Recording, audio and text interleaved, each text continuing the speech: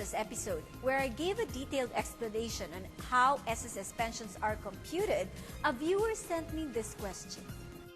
Dear Salve, I am a seafarer, and when I was on vacation, I also paid my contribution voluntarily to SSS. Shall I pay only the minimum amount, since paying more than this doesn't make any sense?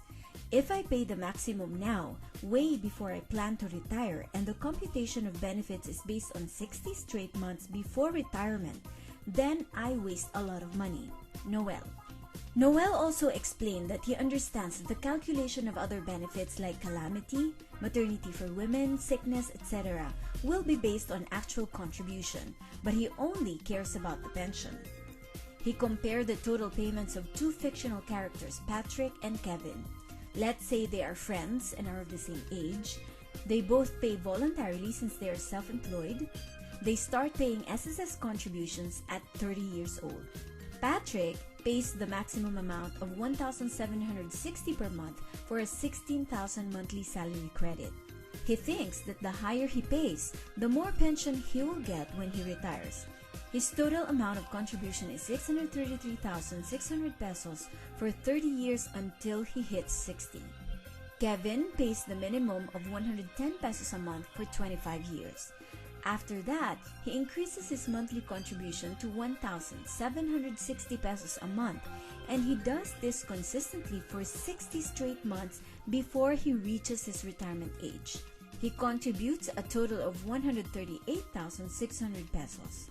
Noel then says if we are to compute their pension, both of them will get the same amount of 9,900 pesos. Look at this computation.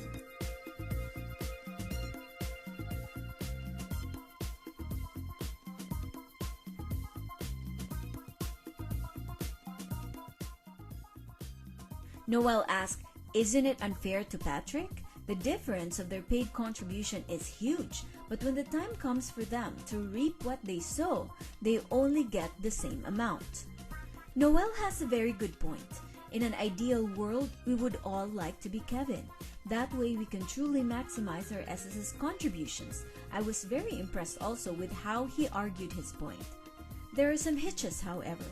The Social Security system doesn't allow massive jumps in the contribution rate. You can increase your contribution only a couple of hundreds per year. That means that you can't jump from 110 pesos to 1,760 pesos in a year's time. The increase has to happen gradually. The second problem is that while we may plan to retire at 60, life may have other ideas. We may get sick, meet an accident, or go through some other unforeseen circumstance that can cause us to dig into the retirement pot sooner than expected. If that happens, we won't be able to get the highest benefit from SSS. It is best to prepare as early as possible when dealing with risks. The Social Security system's benefits at their core is all about protecting us from risks. There's another thing you have to consider.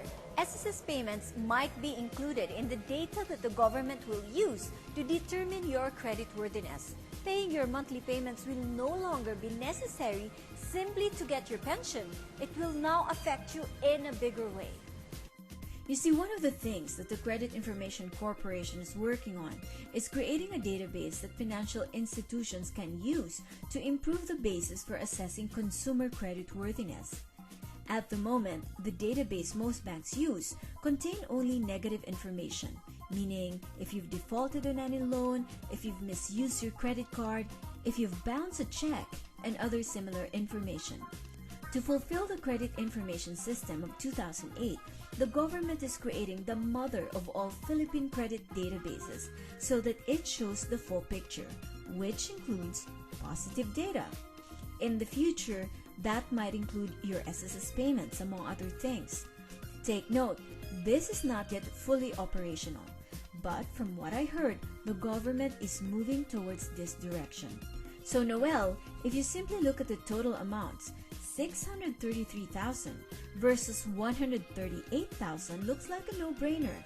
But the picture is more complicated than that. Most pictures that deal with risks are because you are dealing with probabilities. So I suggest that it is still better to pay the maximum amount of SSS contribution if you can afford it. On top of that, be sure to increase that pension or retirement benefit by investing long-term and buying more insurance coverage from private companies. It is never a good idea to depend on the Social Security system solely for your retirement. As long as the maximum allowable contributions stay low, the benefits they will provide will continue to be insufficient. Whatever you do, don't depend on your SSS pension alone.